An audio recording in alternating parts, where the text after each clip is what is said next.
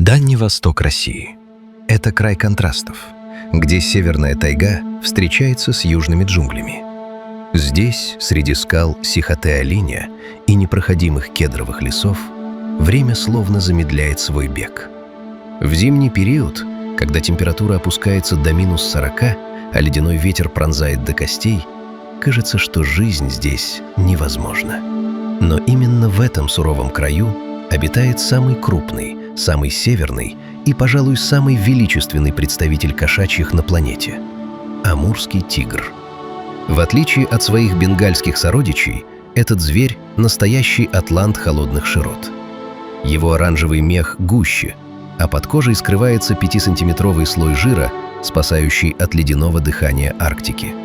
Амурский тигр не просто выживает в снегах, он правит ими. Для коренных народов Преамурья, удыгейцев и нанайцев, он никогда не был просто животным. Его называли Амба, дух, заслуживающий поклонения и страха, великий хозяин тайги, чье присутствие ощущается даже тогда, когда он остается невидимым.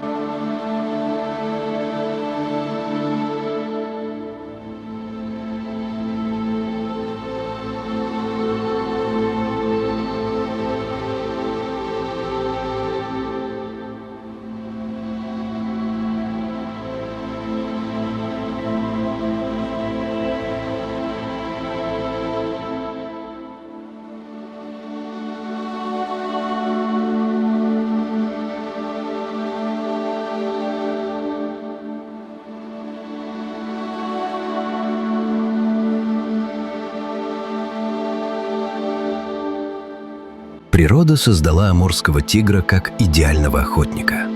Его тело – это 500 фунтов чистых мышц и грации. Огромные лапы действуют как снегоступы, позволяя не проваливаться в глубокие сугробы, а когти, достигающие 10 сантиметров в длину, способны удержать добычу весом в полтонны. Но сила не главное его оружие. Главное – это тишина. Тигр – мастер скрытности. Его полоски – это не просто украшение, а идеальный камуфляж, разбивающий контуры тела в зарослях кустарника и тенях деревьев. Он может часами выслеживать изюбря или кабана, двигаясь абсолютно бесшумно, несмотря на свой колоссальный вес. Охота тигра – это танец терпения. Лишь 1 из 10 прыжков заканчивается успехом. В этом кроется экологическая мудрость. Хищник никогда не истребляет свою популяцию жертв полностью, поддерживая хрупкий баланс экосистемы. Убивая слабых и больных, тигр выступает истинным хранителем здоровья дальневосточных лесов.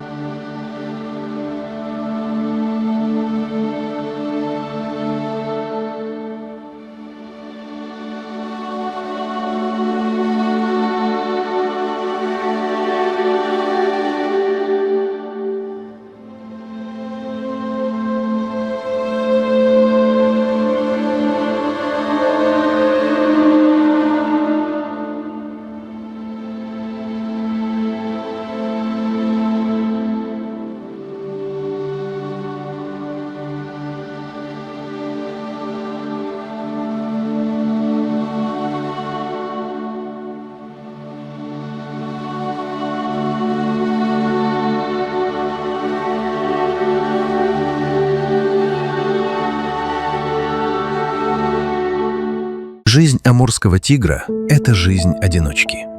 В отличие от львов, живущих прайдами, тигры – индивидуалисты. У каждого самца есть своя огромная территория, которая может достигать 1000 квадратных километров. Это пространство он метит и ревностно охраняет от конкурентов. Границы владений обозначаются глубокими царапинами на коре деревьев и специфическими запахами. Это своеобразная социальная сеть тайги, через которую звери узнают о статусе и намерениях друг друга. Встречи самцов и самок редки и мимолетные. После короткого периода ухаживаний пути расходятся. Вся тяжесть воспитания потомства ложится на плечи тигрицы. Тигрята рождаются слепыми и беспомощными, размером не больше домашней кошки. Первые месяцы они полностью зависят от материнского молока и тепла. Мать-тигрица – это воплощение самоотверженности. Она учит их не только убивать, но и выживать. различать звуки леса, обходить ловушки и находить воду. Только к 2 годам молодые тигры готовы начать свою самостоятельную, полную опасностей жизнь, отправляясь на поиски собственных охотничьих угодий.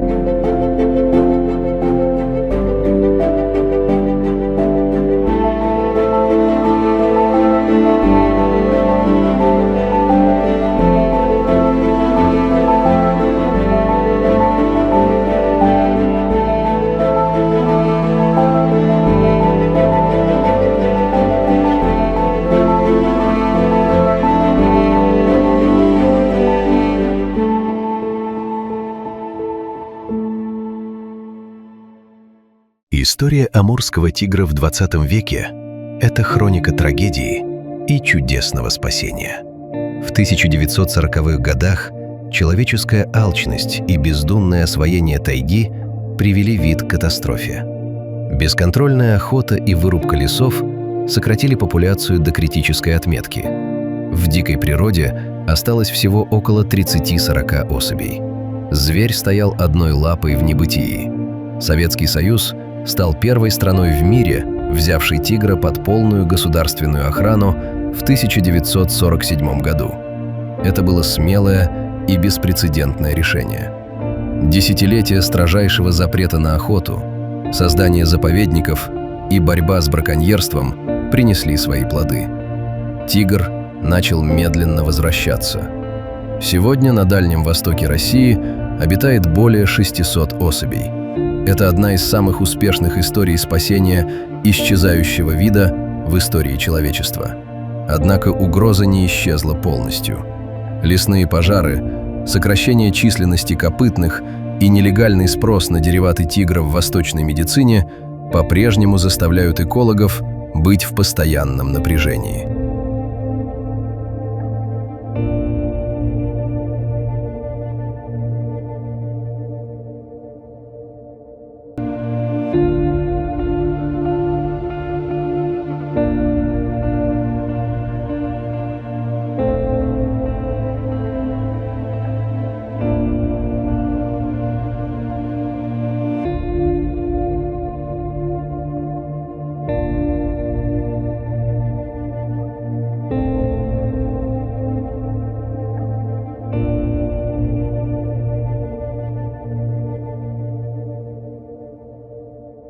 Современный амурский тигр вынужден адаптироваться к миру, где людей становится все больше.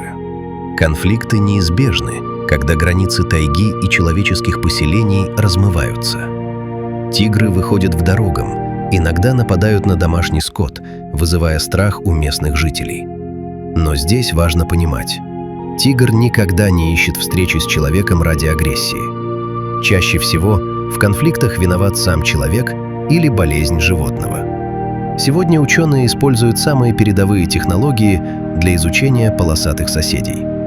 Фотоловушки, спутниковые ошейники и генетический анализ позволяют заглянуть в скрытую жизнь хищника, не тревожа его. Мы учимся понимать их язык и уважать их право на землю. Амурский тигр – это не просто украшение нашей природы, это индикатор здоровья всей планеты. Если в тайге слышен рык тигра, значит, лес жив.